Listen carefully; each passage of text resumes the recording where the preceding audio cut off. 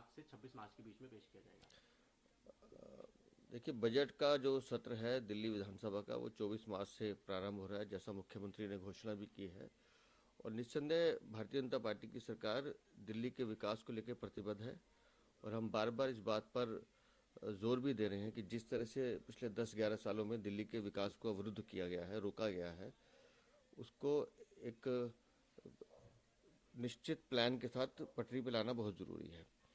और मुझे खुशी इस बात की है कि हमारी पूरी सरकार इस मामले में बहुत गंभीरता से, आपने देखा होगा पिछले 7-8 दिन में प्लानिंग्स और मीटिंग्स वगैरह करके काम शुरू किया। और निस्संदेह ये बजट दिल्ली वालों के लिए होगा।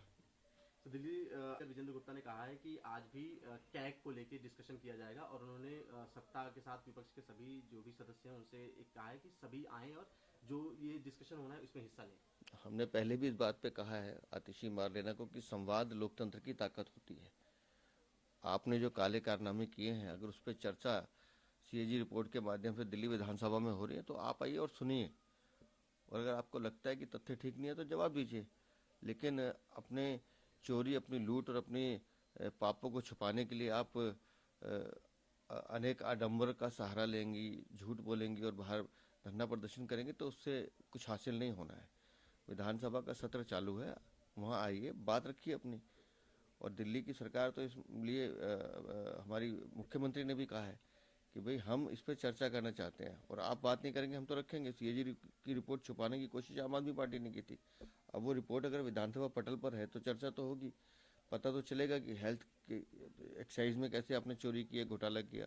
और हेल्थ की जो रिपोर्ट आई है, किस तरह से कोविड के समय मतलब बिस्तर होने के देने केंद्र सरकार देने को तैयार है, लेकिन दिल्ली की सरकार वो सुविधाएं लेने को तैयार नहीं थी। और अभी भी जो सीएजी रिपोर्ट मैंने देखी है उसके हिसाब से दिल्ली में आज भी मरीजों को हॉस्पिटल में बेड्स नहीं मिल रहे हैं। 1-1 साल एमआरआई की तारीख नहीं मिल रही है, सर्जरी के लिए इक्विपमेंट नहीं है। और मोहल्ला क्लिनिक के नाम पे जो दुकानदारी इन्होंने चलाई है वो सब उस सीएजी रिपोर्ट में है।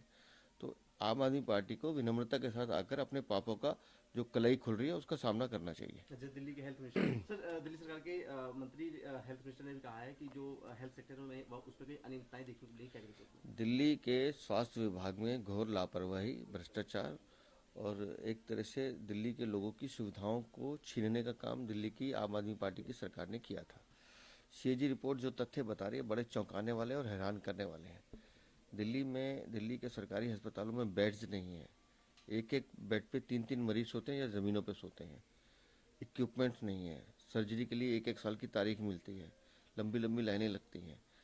लोग कहाँ जाएं? तो ये सब सीएजी, इसलिए मुझे लगता है अरविंद केजरीवाल इस सीएजी रिपोर्ट को आना नहीं देना चाहते थे, क्योंकि इसमें उनके काले कारनामों का चिट्ठा है।